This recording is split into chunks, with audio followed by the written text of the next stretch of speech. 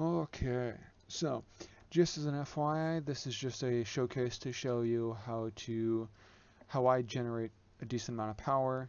As you can see here, I have a demonstration of different colors to show you how I set up my groups.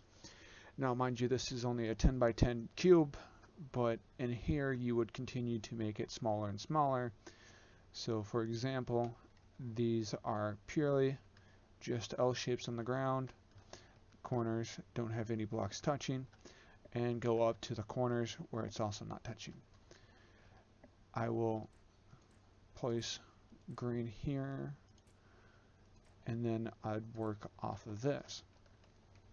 So then you would work all the way over here, miss the gap here, come over here, miss a gap there, come up to the top, run this guy all the way up, missing the top piece. Run into Did the you send me blue. something or? No, I'm doing a Oh, recording. oh, So then you'd work on the other corner, run that over to here, not connecting it by the way, still kitty corner to all these other blocks here, run up to the top, run this up. Now for the red, also I'll get the orange somewhat started over here, bring the orange over to the corner, run that over here, switch to the red, run that over here, run that over here, and then you'd run them both downwards.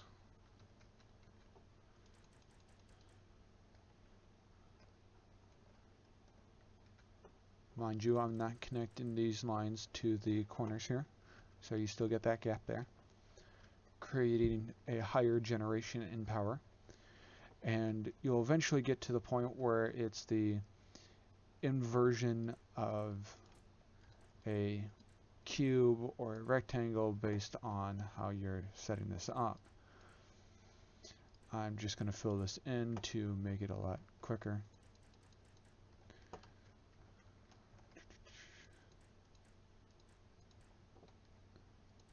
So then you'll end up with a area that's a little bit easier to deal with, but yet at the same time it can be a little tricky depending on how you set this up. But seeing how there's an even section in the middle, this is where it gets a little tricky. You would eventually have to decide where you want that piece to be, because you wouldn't be able to place anything here. So I'd suggest not doing even numbers. If possible, try to do odds. This is what it would look like if you're trying to do evens. You'll get this staggered line going through that you can't utilize. Now mind you, this is not a complete one, but you'll see the effect of that staggered line. This is an area that becomes dead space and you can't utilize it for power. Where on this one, you can't fly through here without finding power kitty cornered to power. There would be no section without you having to... Did I miss a line? Apparently I did. I'll have to fix that. But you'll have spots where you won't be able to... maybe. No, that is an empty spot. I'll have to fix that. But you'll get to the point where it becomes a funnel. And on that funnel, you would just do the same kind of setup where you would run L's. Now, you wouldn't do the corners because of the fact that that's going to be where you would end up having to connect those. But you don't want them connected because that's going to drop their power, your power multiplier. So running L's will prevent that from happening. And in here, same thing, you just have to dictate which one you wanted to be prominent.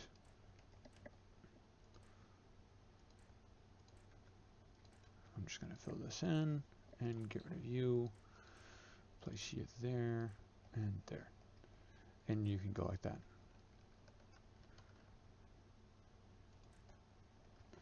So this would be the more efficient way that I figured out to do power in a smaller area. I call these my generators because they take up a solid cube pretty much, and in there you can just take the power capacitors and fill it in, or shields or whatever that don't really need any kind of setup. If you take the power capacitors and just run them throughout the whole thing, it's all connected because of these holes here. So you would get the multiplier for having the capacitors touching each other. So that's also a bonus for this style. So that's pretty much it. I'll catch you guys later.